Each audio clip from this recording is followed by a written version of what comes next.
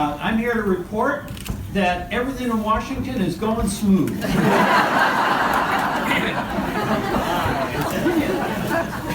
Vermont's lone congressional representative, Peter Welch, paid a visit to Manchester on Monday, March 6th, to hold a town hall-style meeting with constituents at the Northshire bookstore. More than 150 people jammed into the second-floor event space of the bookstore to hear Welch, who's entering his sixth term following an easy victory in last November's election.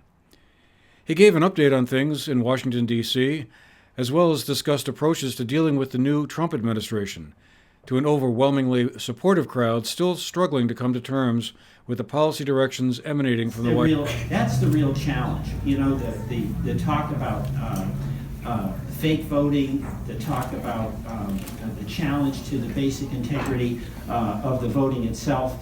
These are all challenges to basic democratic traditions. And the other one, of course, is you can't have a democratic dialogue if you don't have some adherence in respect for the truth. And it's very debatable what is the right policy to take. And it's very debatable sometimes how to interpret facts. But up is not down, you know, left is not right. And making it up as you go along in a very direct way is what undercuts the capacity for citizens to engage in a meaningful discussion about their own future in the town of Manchester, in the state of Vermont, and in the United States of America. I don't know how we're going to get from where we are now to where we need to be, but what I do know is that what's wrong with America can be made good by what's right with America, and we just have to have that confidence. At least that's what helps to sustain me. So why don't I stop there and let's open it up for questions and comments. Yes, sir. Yes, my name's Ted Schiffman. Congressman, thank you for being here. Yeah. The thing that perplexes me is that Congressman Pascrell from New Jersey, 3 weeks ago, found the 1924 tax law requiring the president to divulge his taxes. I know you've had an obstacle with approximately 20 or so Republican colleagues to switch last week onto our side. What can you specifically do to your colleagues, and how can they continue to do that within the Republican?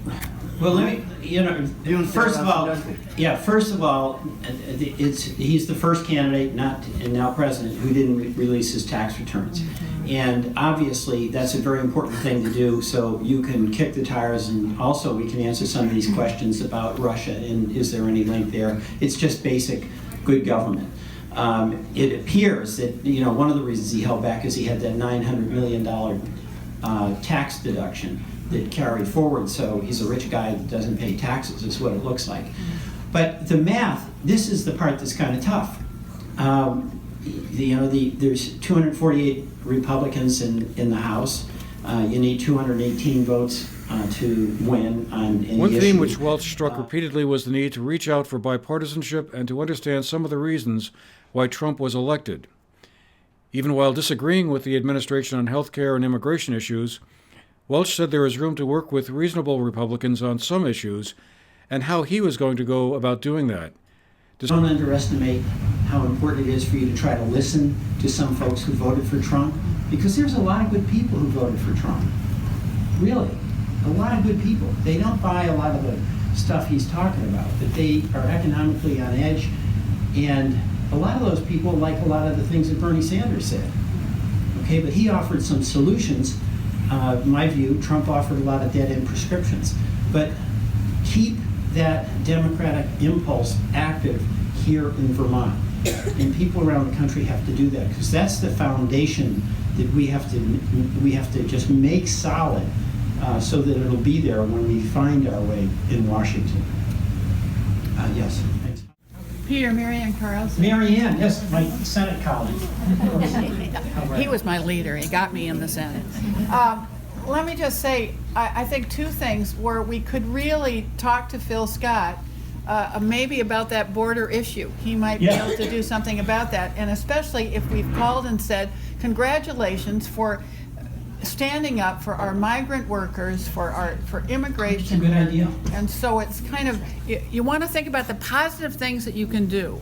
And, you know, my friend Andrew just reminded me that, you know, it was Jim Jeffords who switched over. Right. And that was really a big thing. So we've got to look at it not as labels, as we've said back here, not as Democrats or Right. Republicans, but people working together. Yeah, Marianne, that's exactly right. Describing a visit to a West Virginia coal mine with a Republican congressman he partnered with on energy efficiency issues. I've had a lot of success working with Republicans on energy efficiency, but they're all for coal, all right? And one of the persons that I worked with, David McKinley, he's a Republican from West Virginia, and he's fantastic. And he worked with me a lot on efficiency, but he's always beaten up on the EPA. And I understand why. He comes from coal country. So I said, David, I'd love to meet the people you represent. Can we go to a coal mine? So he took me down. And we went to the Harrison mine in West Virginia. We went down 1,000 feet below the surface of the earth and got in one of those little coal cars and went 4.5 miles in. And I was down there for several hours, and a couple of things. It's dark. They turned the lights off on me, and I got scared. It's claustrophobic. But you get there, and you're with these 12 miners who are running this heavy equipment, and they're just grinding coal out, and it's coming out. This is hard work, okay? And we came out with the workers after and had a meal. And I gotta tell you something. The only people I've ever met who work as hard as these coal miners, they're like Vermont dairy farmers.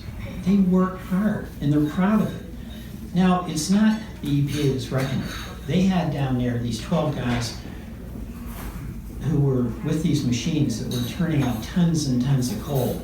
You know, 30, 40 years ago, before mechanization, there would have been 300 miners down there doing those jobs. So they're losing jobs. But Friday night, it was a Friday we were there.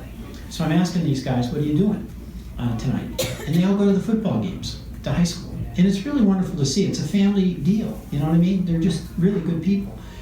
And then the conversation, they tell me that there's now 3 high schools in this community where 15 years ago there were 8 high schools. Now just think about what that says is happening in that community. And I started talking about that a lot when I got back on the Energy and Commerce Committee, and Dave McKinley and I introduced legislation that I hope passes for significant economic assistance to help these communities revitalize. But the point I made to the miners down there is I said, look, I'm from Vermont. We don't have coal mines, but we do have electricity. And I said, thanks for keeping the lights on in Vermont for the last 100 years.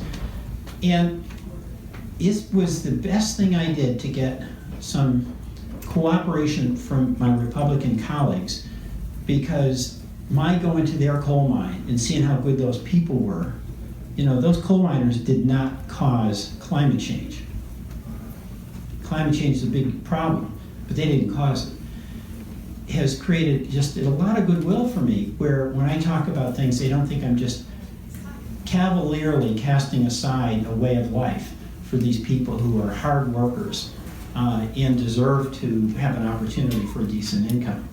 And I think we Democrats, we environmentalists, we have to be reaching out that way as much as we can. Thank you. Yes, I'm sorry, thank you. Following his visit to Manchester, was off to Bennington for another town meeting before returning to Washington, where the following day he met with President Trump to discuss health care issues. For the GNAT TV News Project, I'm Andrew McKeever.